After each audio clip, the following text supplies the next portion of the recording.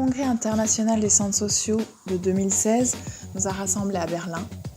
Nous sommes venus des 4 coins du monde pour créer un espace-temps unique d'échanges, de visites et de découvertes sur l'accueil des migrants avec les centres sociaux. Au tout début, les habitants se mobilisent pour l'accueil des migrants, mais pas toujours en réponse aux réels besoins des réfugiés. We had tons of teddy bears suddenly. Everybody brought the teddy bears of children, of their own children. But we didn't have beds where people could put the teddy bears. So we had the scarcity of beds because when a million people come and you have to buy these in the market, there was no market any longer. So we had to go to France and to other countries. Hopefully we got them there.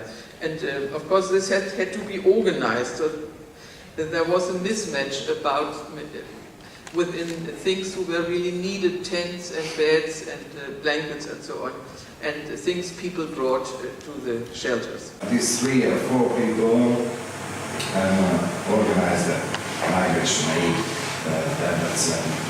group, and they worked for 2 months every day from 5 p.m. until 2 a.m. Because most of the refugees arrived at that time and went furthermore in this time intervention. You know, the most wanted things were water and clothes and some food, and it was collected through the Facebook. The people wrote that they have heard that from Szeged will arrive 200 refugees in the morning. It was the information, they write it into the Facebook group, and people brought the needy things into the railway station. They had a medical room in front of the railway station for the refugees. So I collected the main activities that the volunteers, the citizens did in the 2 months. They learned that it's very important to build trust between the volunteers and the refugees, and they learned that they don't have to promise anything, just give information to them. En tant que tête de réseau, nous pouvons apporter par exemple de la formation à ces collectifs d'habitants qui accueillent les migrants.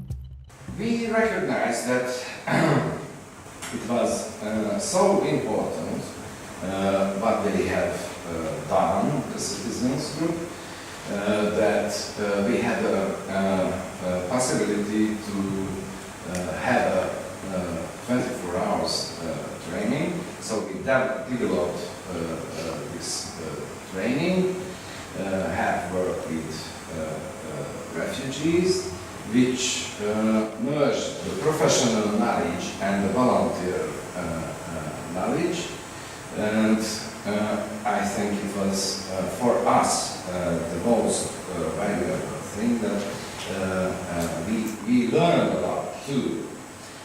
Because of developing this training, we can recognize that professional volunteer knowledge gives valuable.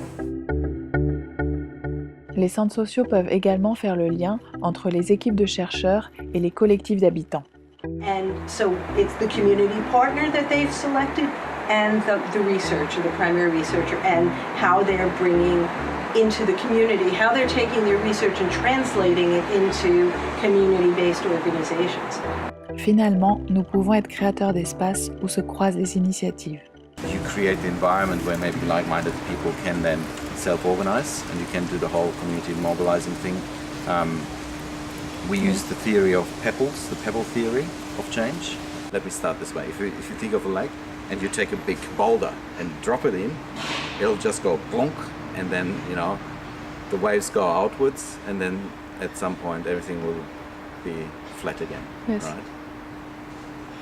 that's not how social change happens. Social change happens, according to the pebble theory, is that you put little pebbles in here and there, and what it does is it creates these little ripples, and Yes. the little ripples at some point will start to overlap, right? So someone in this part of the community does something about child welfare, someone here does something about ecology, someone here does something about anti-globalization, someone here does something about transport, and that will ultimately overlap, and people will see that there is community action happening on many levels in different pockets. And the theory says that you want to initiate change by encouraging people to do what they want to do and where their energy is.